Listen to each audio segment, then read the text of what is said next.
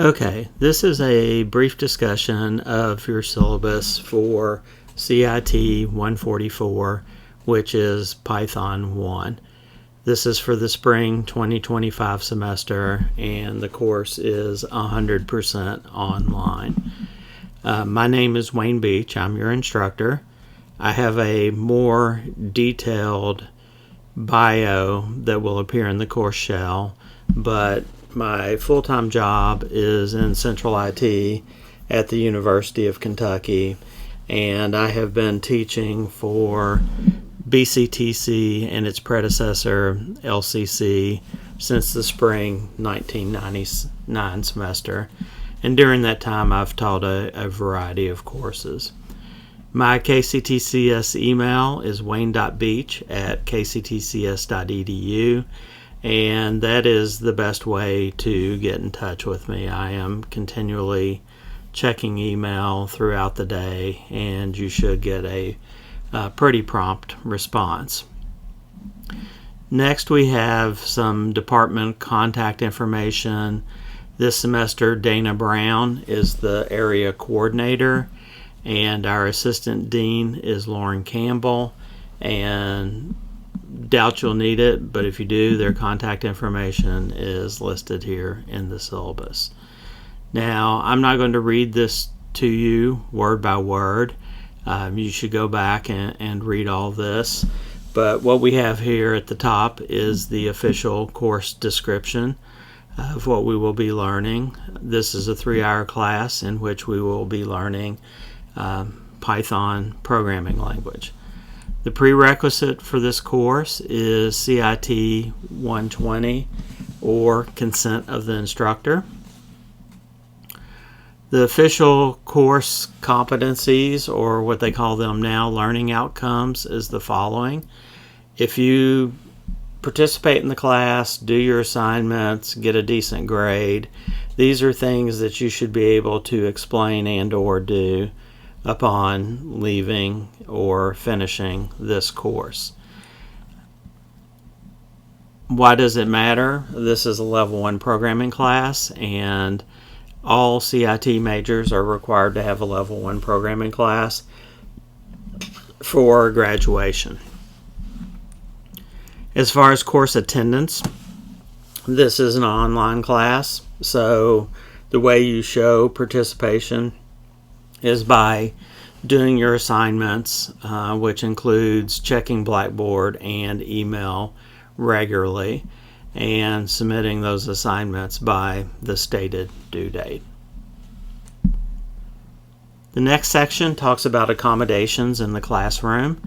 If you feel you need an accommodation in the classroom to be successful, you discuss that with the SAS, the Student Accessibility Services Office, not with the instructor directly. If the SAS office decides that there is an accommodation or accommodations that need to be made for a student, they send me a formal letter in which they identify the student and tell me what accommodations need to be made in the classroom. As far as course materials, years ago this used to be things like you need a floppy disk or a flash drive and things like that. With this being online, you're going to, of course, need regular access to a computer, high-speed internet, a webcam, a microphone.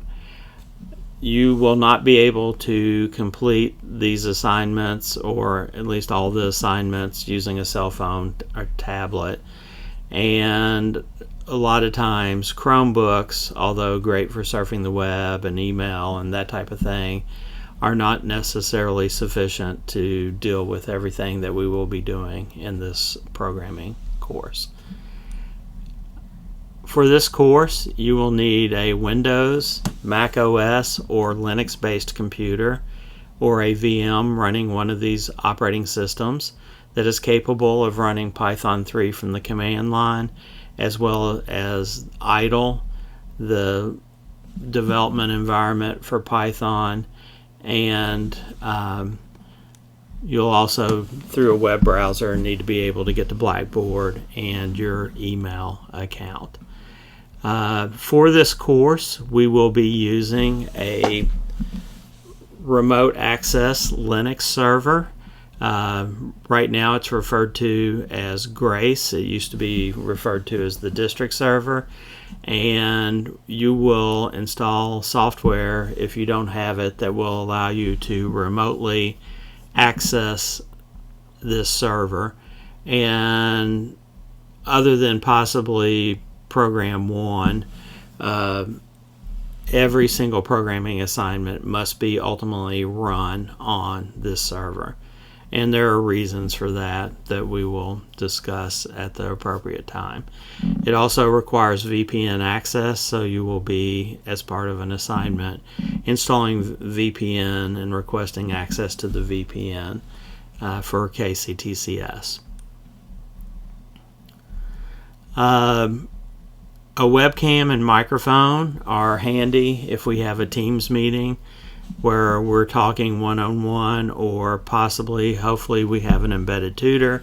Maybe you need to interact with the tutor, and you're going to need a webcam and a microphone for that. And also you will need a webcam and a microphone for the proctored exams, which I'll talk a little bit more about in a moment. As far as a required textbook, in 144 there is a fee that grants you access to the e-text and some online content from the publisher.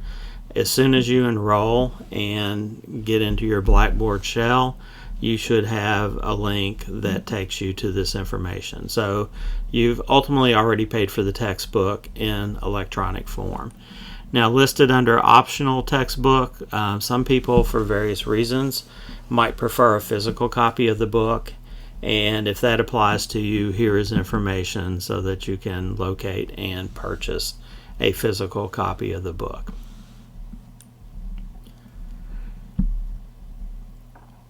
First thing we talk about here under attendance is no-show. Back when classes were in person, or at least the majority of them were, you had something called the no-show rule. And basically what that was is if a student did not attend one of the 2 first class meetings, you would withdraw that student or remove them from the class as a no-show. We still have the concept of no-shows, but with online classes, I have to provide some attendance verification activity for you to prove that you're participating at the beginning of the class.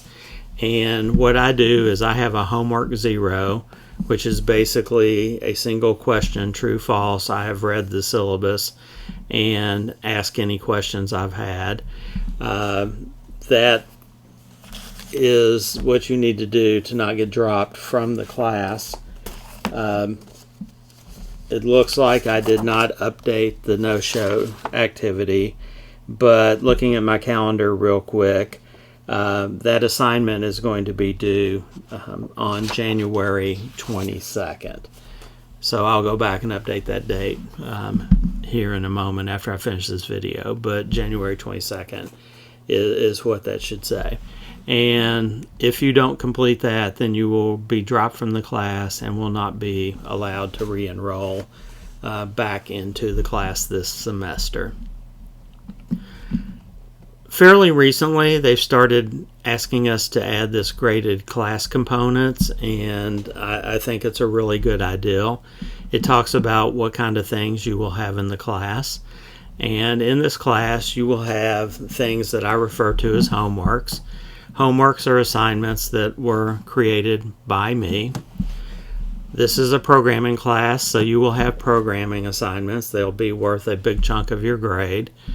And these are created by me and or in a system called Revel that comes with your textbook. Most likely they're going to be created by me, but I wanted to leave the option in there in case I find something in the Revel system that I think would be beneficial for you to complete. In this class, I give weekly quizzes that cover material typically from the previous week. you will take those, and the average of those will make up a part of your grade. And then as far as exams, you will have two. You will have a midterm exam that will be given about halfway through the semester, a week or two before spring break, most likely. And it will be administered in Blackboard and proctored and created by me. And then you will have a final exam during finals week, and that will be proctored also and will also be created by me. The final exam, sometimes I open up a few days early to give you time over the weekend if weekends fit in better to your schedule or your study routine. But as we get towards the end of the semester, I'll point that out and notify you if it is open early. This is a little more about the proctoring. These exams will be proctored using a piece of software called Respondus. To use Respondus, you have to have an internet connection. You will have to have your Respondus browser installed on your computer and a properly working webcam and microphone. I will give an assignment 2 or 3 weeks prior to the midterm where you have to install the Respondus browser, and you will take a little 1 or 2 question, not important test, just so you go through the experience of using Respondus and you're familiar with that prior to taking your midterm exam. As far as grades, several years ago they started giving midterm grades. Around the midpoint of the semester, I have to go into PeopleSoft and say, if I had to give students a grade today, what grade would they get? And that gives you some idea of how you're progressing in the class. And then, of course, there are final grades, which are usually due the Monday after finals week. This is how I will calculate your final course grade. All the components are worth 15% with the exception of programs. And since this is a programming class, your programs will make up 40% of your grade. So occasionally I have students who, for whatever reason, don't turn in the programs or only turn in 1 or 2. And if you do the math and you take 40% away from 100%, you get 60%, which means you're going to fail the class, even if you got 100 on everything else. So, this is a programming class. Programming assignments are important. As far as makeup and late work policy, I expect assignments to be turned in at the end of the day on the stated due date. I understand things may come up. People may have mandatory training at work or, may have National Guard duty, things like that. If you end up having something like that, you can talk to me and we can work out either you getting your assignments in a little early or possibly me giving you an extension. And we will talk about if you have an extension, by when do you have to get the assignment in. When I say the end of the day, I mean 11:59 p.m. Eastern Time. When I started teaching online with COVID, I, realized that there are people in the Eastern Time Zone, the Central Time Zone, like in Owensboro. That would mean that your assignment is due at 10:59 p.m. So just keep that in mind if you're in something other than the Eastern Time Zone. On rare occasion, the other strange thing that happened is I panicked because a student told me I had spring break wrong in the calendar for the course. Occasionally, other colleges outside Bluegrass will have spring break a different week. So, I don't know. I've only had one incident of that happening, but, I assume it's a possibility again. Hopefully, it would be nice if everybody had spring break at the same time, and hopefully that is the case now and moving forward. As far as withdrawing from the class, this being a 100 level class, you may or may not be familiar with this, but up to the midpoint of the semester, you can just decide to drop a class and go in and do that in PeopleSoft. After that date, unless you're dropping all of your classes, you have to have instructor permission. And there are some instructors that'll tell you, do not think about talking to me about dropping a class. If you don't do it before that midpoint, you're in the class and you get whatever grade you're going to get. I have kind of the opposite philosophy. I feel that withdrawing from a class is a personal decision. And ultimately, if you ask me to withdraw, I will approve that. We may talk about it and make sure that that's the best thing for you. But ultimately, if you say, I need to drop this class, I will let you drop the class. The very, very, very, very important thing is this has to be done by the close of business the last day of classes, not during finals week. So whatever that Friday is before finals week, you have to withdraw from them. And the registrar is pretty hardcore about that. Years ago, I had a student, they had to have that done by 5 p.m., and at 6 p.m., I got an email indicating that the student needed to drop the class. And I forwarded it to the registrar's office and said, if this is still a possibility, I give my permission for this student to withdraw. And early Monday morning, the student and I got an email back that basically said, no, sorry, you missed the deadline, so you're going to get an E in the class.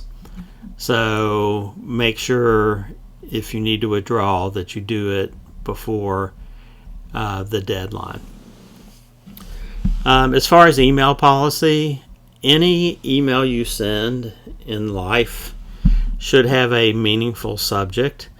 For this class, a meaningful subject is including CIT 144 somewhere in the subject, and then having a meaningful subject. So, for example, help would be a horrible subject. But the example I give here, CIT 144, problem with homework 6, is much better. I know you're one of my Python students. I know you're working on homework 6. I know when homework 6 is due, so I can judge how urgent the answer is. So please make sure you do that. You're expected to check your email at least once a day is recommended, if not several times a day. And the other important thing is do not use the messaging system that is built into Blackboard. If you send me a message that way, I'll go in without noticing and respond to that message. That message will bounce because it's basically coming from a do not reply address or a non-existent address. It will bounce. So then I'll have to notice that it bounced. I will have to then go look up your email address.